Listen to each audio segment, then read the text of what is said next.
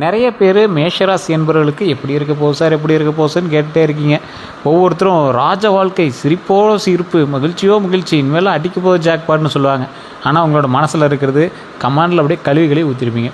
Sir, இந்த மேஷராசிக்காரர்களுக்கு சில நாட்கள் நடுவில் சின்ன சின்ன வெளிச்சங்கள் ஏற்பட்டது தான். ஆனால் அதை விட அதிகமாக இருளில் வாழுகின்ற இந்த மேஷராசி பல துன்பங்களை தாண்டி, பல கஷ்டங்களை தாண்டி கொஞ்சம் அப்பப்போ இந்த மேஷராசியில் இருக்கிறவங்களே ஒரு 5% பேருக்கு கொஞ்சம் வெளிச்சம் அதிகமாகவே கிடைச்சிருக்கு அப்படின்னு சொல்லலாம். அது மட்டும் இல்லாமல் வரக்கூடிய நாட்களில் சில முக்கியமான விஷயங்கள் உங்களுக்கு நடக்க இருக்குது. அந்த விஷயங்கள் என்னென்ன, அதில் நீங்கள் எப்படி இருக்க போகிறீங்க அப்படிங்கிறத நம்ம இந்த வீடியோவில் பார்க்க போகிறோம். மேஷராசிக்காரர்களுக்கு ஏப்ரல் மாதம் நிலவக்கூடிய கிரக நிலையின் அடிப்படையில் ஏற்ற இறக்கமாக இருக்கக்கூடிய பலன்கள் உங்களுக்கு கண்டிப்பாக இருக்குதுங்க.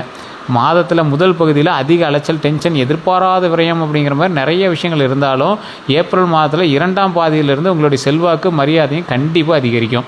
அதில் இந்த ஏப்ரல் மாதம் அப்படின்னு நீங்கள் பார்க்கும்போது முதல் 15 நாளை பற்றி தான் இப்போ நம்ம பெருமையாக பேசக்கூடியும். ஏன்னா அடுத்த 15 நாள் அடுத்த கணிப்பில் தான் வரும். ஸோ இந்த முதல் 15 நாளில் வந்து பார்த்திங்கன்னா உங்களுக்கு ஓரளவுக்கு சில விரயங்களும், எதிர்பாராத டென்ஷனும், அலைச்சலும் கொஞ்சம் இருக்குதுங்க. அதை மட்டும் கொஞ்சம் ஜாக்கிரதையாக பார்த்துக்க வேண்டிய ஒரு சூழ்நிலை தான் நீங்கள் இருக்கீங்க. அதே மாதிரி இந்த மாதத்தில் மேஷராசிக்காரர்களுக்கு குடும்பம், திருமணம், பொருளாதாரம், வேலை, அப்புறம் தொழில், இப்படி இருக்கக்கூடிய எல்லா ராசிக்குமே இப்படி இருக்கக்கூடிய எல்லா வகையான பலன்களையும் நாம் இந்த வீடியோவில் பார்க்க போகிறோம். கொஞ்சம் பொறுமையாகவும் நிதானமாகவும் பாருங்கள். கிரக பயிற்சி உட்பட உங்களுக்கு புரிகிற மாதிரி எப்படி இருந்தால் எப்படி இருக்க போகுது, இந்த காலகட்டத்தில் நீங்கள் என்ன பண்ணாலும் இப்படி தான் இருக்குமா, இல்லை ஏதாவது ஒரு மாற்றங்கள் இருக்குதா, உங்களோட வாழ்க்கையில் வெளிச்சம் வருதா, தான் மீண்டும் துபாய்க்கே போகலாமா, அந்த மாதிரிங்கிற மாதிரி தான் உங்களுடைய விஷயத்தை டீட்டெயில்டாக சொல்ல போகிறேன். ஸோ வீடியோவை ஸ்கிப் பண்ணாமல் பாருங்கள். அதே போல் இப்போ நான் சொல்லக்கூடியது ஏப்ரல் மாதத்தோட பலன் அப்படின்னு நீங்கள் எதிர்பார்க்கலாம். ஏப்ரலில் முதல் 15 நாட்களுக்கான பலன் அப்படின்னு நீங்கள் வந்து வச்சுக்கலாம். 2026 சாதகமான விஷயங்கள் உங்களுக்கு என்னென்ன அப்படிங்கிறத ஃபஸ்ட் நம்ம தெரிஞ்சுக்கலாம். இந்த ஏப்ரல் மாதம் வந்து துவங்குவதற்கு முன்பாகவே வந்து பார்த்திங்கன்னா ராசியிலேயே சுக்கிரன் வந்து சஞ்சரிப்பது மேஷராசிகளுக்கு கடந்த சில வாரங்களாக இருந்து வந்ததுங்க. வீண் செலவுகள் வந்து குறையும். அதாவது சுக்கிரன் சஞ்சரிப்பது அப்படின்னா வண்டி வாகனங்கள் வாங்கலாம், வண்டி வாங்கக்கூடிய யோகம் அமையும். அதே மாதிரி எதிர்பாலினத்தவருடைய ஈர்ப்புகள் அதிகமாக கிடைக்கும். எதிர்பாலினத்தவர் மூலமாக பல நன்மைகள் ஏற்படும். அதே போல் எதிர்பாலினத்தவர் உங்களுக்கு தோழராகவோ தோழியாகவோ உங்களுக்கு வந்து கொஞ்சம் அதிகமாக கிடைக்க ஆரம்பிப்பாங்க. அதே போல் வருமானம் அதிகரிக்கும், லக்ஸுரி லைஃப்பை நீங்கள் மெயின்டைன் பண்ணுவீங்க. இதுதான் வந்து சுக்கிரனுடைய ஆதிக்கம். சுக்கிரன் உங்கள் பக்கம் திரும்பினார் அப்படின்னாவே இதுதான் வந்து நடக்கும். அதே போல் வருமானம் அதிகரிக்கும். அதே மாதிரி வாழ்க்கை துணையால் ஆதாயம் கண்டிப்பாக உண்டுங்க. திருமண பேச்சுவார்த்தை எல்லாமே சுமூகமாக முடியும். திருமண வாழ்க்கையில் இணக்கமான அந்யோன்யமும் உங்களுக்குள்ள இருவருக்குமே ஏற்படுங்க. அதே போல் மாதத்தில் முதல் பாதியில் அலைச்சல், அப்புறம் திடீர் பயணங்கள் ஏற்படும். இதனால் பெரிய அளவுக்கு ஆதாயம் எதுவும் இப்போதைக்கு கிடைக்காது. ஆனால் வருங்காலத்தில் உங்களுக்கு அதுக்கான ஆதாயம் கண்டிப்பாக கிடைக்கும். ஆனால் இந்த மாதத்தில் 2 பாதி, அதாவது இந்த மாதம் 2 பாதையாக பிரித்து வச்சுக்கோங்க. முதல் 15 நாள், 2ஆம் 15 நாள் அப்படி பிரித்து வச்சுக்கோங்க. இந்த முதல் 15 நாளுக்கான பலன்களை தான் இப்போ நம்ம பார்த்துட்ருக்கோம். இந்த முதல் 15 நாளுக்கான இதில் பலன்களில் 2 பாதைகள் தென்படுதுங்க. இந்த 2 பாதையில், அதாவது ஏப்ரல் மாதத்தில் 14ஆம் தேதியிலேருந்து மாதம் முழுவதுமே 2வது பாதம் இருக்குது பார்த்தீங்களா, உங்களுடைய பேச்சுக்கு மதிப்பும் மரியாதையும் கண்டிப்பாக உண்டு. அதாவது ஏப்ரல் 14க்கு மேலே நான் சொல்கிறேன்.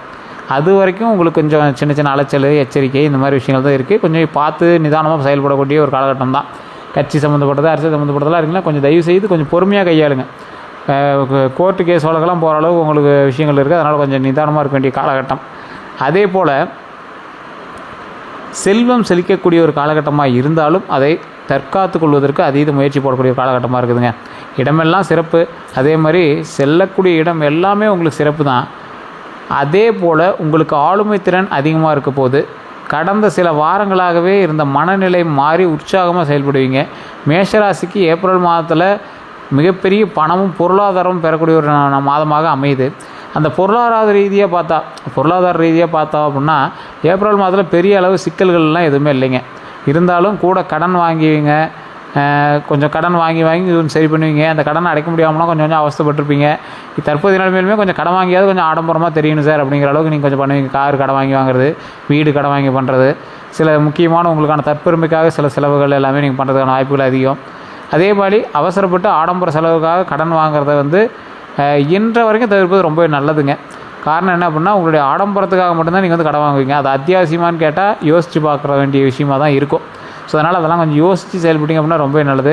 அதே போல் தொழில் ரீதியான விரிவாக்கம் செய்கிறது, அதே மாதிரி கொள்முதல் செய்வது, இந்த மாதிரி உள்ளிட்ட விஷயங்களுக்கு எல்லாமே கடன் வாங்குறது சூழல் வந்து உங்களுக்கு கண்டிப்பாக உருவாகும். அதெல்லாம் கொஞ்சம் கணக்கில் வச்சு அதுக்கு தகுந்த மாதிரி கடன் வாங்குங்க. அதுக்கு தகுந்த மாதிரி அதை கட்டுற அளவு கடன் வாங்குவேன்.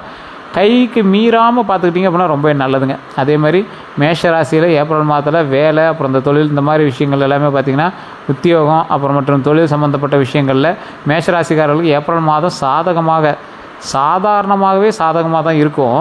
இந்த டைம் வந்து எப்படி இருக்க போகுது அப்படின்னா, ஏப்ரல் மாதம் சாதாரணமாக இருக்கும். இருந்தாலும் சின்ன புதிய மாற்றங்கள் அல்லது முயற்சிகளை வந்து நீங்கள் எடுக்கிறீங்க அப்படின்னா அந்த மாதிரி விஷயங்களில் கொஞ்சம் தடைகள் ஏற்படும். அந்த தடைகள் வந்து கொஞ்சம் நீங்கள் சமாளிக்க வேண்டிய ஒரு விஷயமாகவும் இருக்குதுங்க. உத்தியோகத்தில் இருக்கிறவங்க மாதம் முழுசுமே வந்து பார்த்திங்கன்னா எச்சரிக்கையாக தான் இருந்தாகணும். உங்களுக்கு கூட இருக்கிறவனே எதிரியாக இருப்பான், அதனால் அவன்கிட்ட கொஞ்சம் எச்சரிக்கையாக இருங்க. அதே போல் வேலையில் நேர்மையாகவும் ரொம்ப அப்படியே ஸ்ட்ரெயிட் ஃபார்வர்டாக இருக்கிறவங்களும் கொஞ்சம் எச்சரிக்கையாக இருக்கணும். அதே மாதிரி அன்றைய வேலையை அன்றைய முடிப்பது நல்ல பழக்கத்தை வந்து உங்களுக்கு கற்றுக் கொடுக்க வேண்டிய ஒரு காலகட்டமாக இந்த காலகட்டம் அமையும். ஏன் நீ அந்த டைம்லேயே பண்ணி தான் உனக்கு செட் ஆகிருக்குமே அப்படின்னு கடவுளே கற்றுக் கொடுக்கும். ஸோ அந்த மாதிரி சம்மந்தப்பட்ட சில விஷயங்களில் எந்த சிக்கலும் ஏற்படாமல் கொஞ்சம் நிதானமாக பொறுமையாக யோசித்து செயல்பட்டீங்க அப்படின்னா ரொம்பவே நல்லதுங்க. அதே போல் நீங்கள் இந்த மேஷராசிக்காரர்கள் எதில் கவனமாக இருக்கணும்? 2026 உங்களுக்கு ஓரளவுக்கு தான் சொல்லியிருப்பாங்க. 2026 ஒரு சிலர் வந்து ஜாக்பாட் அடிக்குது அதுன்னு சொல்லியிருப்பாங்க. ஆனால் மீதி ஆட்கள்லாம் கொஞ்சம் எச்சரிக்கையாக இருக்கணும் அப்படின்னு சொல்லியிருப்பாங்க. இப்போ இந்த மேஷராசிக்காரர்கள் ஏப்ரல் மாதத்தில் எப்படி இருக்கணும்? உங்கள் ராசி அதிபதியான செவ்வாய் ஏப்ரல் மாதத்தில் 3ஆம் தேதியிலேருந்து 12ஆம் தேதி வரைக்கும் வீட்டில் மறைவதால் 3ஆம் தேதியிலேருந்து 12ஆம் தேதி வரைக்கும் உங்களுடைய வீட்டில் செவ்வாய் வந்து ஏப்ரல் மாதத்தில் மறையிறதுனால எதிர்பார்ப்பு சில விஷயங்கள் வந்து நிறைவேறாமல் போகலாம். நீங்கள் ரொம்ப எதிர்பார்த்துருப்பீங்களா இந்த டைமுக்குள்ளே இது நடந்துருக்கணும் அப்படின்னா எதிர்பார்த்துன்னா அதெல்லாம் கொஞ்சம் இழுபறியாக தான் இருக்கும். அலைச்சல், அப்புறம் இழுபறி, இந்த மாதிரி விஷயங்கள்லாம் உங்களுக்கு இருக்கும். கொஞ்சம் பொறுமையாக தான் நிதானமாக தான் இருந்தாகணுங்க. சாதாரணமாக நடக்கக்கூடிய சில விஷயங்கள் கூட குழப்பத்தை ஏற்படுத்தி அதில் சில தடைகளை ஏற்படுத்தி தாமதமாகி அப்புறமேட்டு தான் முடிவு வந்து சூழல் வந்து ஏற்படும். அதாவது உங்களை கொஞ்சம் அப்படியே டைவர்ட் பண்ணி டென்ஷன் ஆக்கி தான் அது வந்து அதான் ஒரு வேர்ல்டு மேட்ச், கிரிக்கெட் மேட்ச் நடக்குது, ஃபைனலில் 6 அடிப்பாங்கங்கிறது தெரியும். ஆனால் அந்த 6 அடிக்கிற வரைக்கும் ஒரு பதட்டத்தையே வச்சுருப்பாங்க பார்த்தீங்களா, அந்த மாதிரி பதட்டத்தை உண்டாக்குவாங்க. அதனால் கொஞ்சம் பொறுமையாக நிதானமாக இருக்கிறது ரொம்ப நல்லது. ஒரு சில கிரகங்கள் வந்து பார்த்திங்கன்னா மேஷராசிக்கு ஒரு சில கிரகங்கள் மட்டும் கொஞ்சம் உறுதுணையாக இருக்குதுங்க.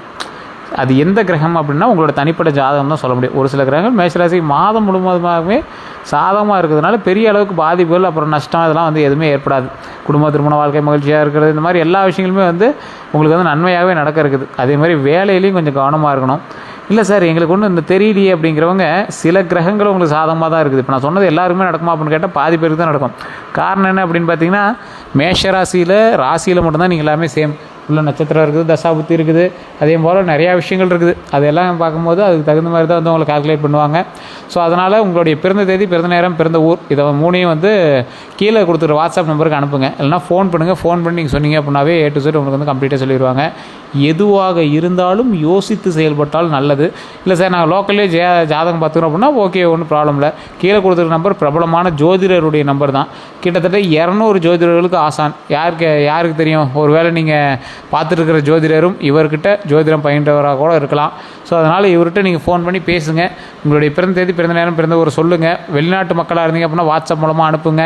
எல்லா தகவல்களும் உங்களுக்கு செக் பண்ணி கம்ப்ளீட்டாக ஃபோன் மூலமாகவே சொல்லிடுவார். ஒரு டைம் நீங்கள் பார்த்துட்டீங்க அப்படின்னா நீங்கள் அடிக்ட் ஆகிடுவீங்க. ஏன்னா அந்தளவுக்கு அக்யூரேட்டாக இருக்கும். அடுத்து என்ன பண்ணுங்கிறது ஃபுல்லாகவே கேட்டு நீங்கள் பண்ண ஆரம்பிப்பீங்க. ஏன்னா அவர் அந்தளவுக்கு ஒரு பிரபலமான ஜோதிடர். இது மட்டும் அல்லாது அவர் பல சாதனைகளும் புரிஞ்சிருக்காரு. நிறைய ஆக்டர்ஸுக்கு ஜோதிடம் பார்த்தவர். ஸோ இந்த மேஷராசி அன்பர்கள், மேஷராசி தான் அவரோட ஃபேவரட்னு சொல்லலாம். அப்படியே அக்குவேர் அணிவராக சொல்லுவார். அப்படி அந்தளவுக்கு வந்து அக்யூரேட்டாக இருக்கக்கூடிய ஒரு ஜோதிடரோட நம்பர் தான் நான் கொடுத்துருக்கேன். நிறைய விஷயங்களில் நீங்கள் யோசிக்காமல் செயல்படுறீங்க அப்படின்னா தயவுசெய்து இந்த டைம் எல்லாமே யோசித்து செயல்படுங்க. கடன் வாங்குறத கொஞ்சம் தவிர்ப்பது நல்லது. கடன் வாங்கிய கடனை அடைப்பதற்கு சில ஸ்டெப்புகள் எடுக்கிறீங்க அப்படின்னா அந்த ஸ்டெப்பை கொஞ்சம் இறுக்கி பிடிச்சிடுங்க. அது கண்டிப்பாக நன்மையாக முடியும். தொழில் ரீதியான முன்னேற்றம் உண்டு, கல்வியில் முன்னேற்றம் உண்டு, எல்லா விஷயத்துலையுமே நன்மை இருக்கக்கூடிய ஒரு காலகட்டம் அப்படிங்கிறதுனால கொஞ்சம் நிதானமாக பண்ணிங்க அப்படின்னா ரொம்ப நல்லது. கூட வேலை பார்க்குறவங்க கொஞ்சம் எச்சரிக்கையாக இருங்க. உங்களுக்கு கீழே வேலை பார்க்குறவங்க எச்சரிக்கையாக இருங்க. நீங்கள் வேலைக்கு வச்சுருக்கீங்க அப்படின்னா சில முக்கியமான விஷயத்தெல்லாம் எங்கிட்ட கொஞ்சம் கரெக்டாக மெயின்டைன் பண்ணுங்கள். மற்றபடி உங்களோட பார்ட்னர்ஸ்கிட்ட நீங்கள் தொழில் ரீதியான விஷயங்களை கொஞ்சம் கரெக்டாக மெயின்டைன் பண்ணுங்கள். மற்றபடி லாபகரமான விஷயங்கள் பல விஷயங்கள் உண்டு. வேறு ஏதாவது உங்களுக்கு கருத்துக்கள் இருக்குது அப்படின்னா மறக்காம கமெண்ட் செக்ஷனில் பதிவிடுங்க. இதுவரை நம்ம சேனலை சப்ஸ்கிரைப் பண்ணாமல் இருந்தால் சப்ஸ்கிரைப் பண்ணிக்கோங்க. பக்கத்தில் பெல் பட்டன் மறக்காம ப்ரெஸ் பண்ணிக்கோங்க.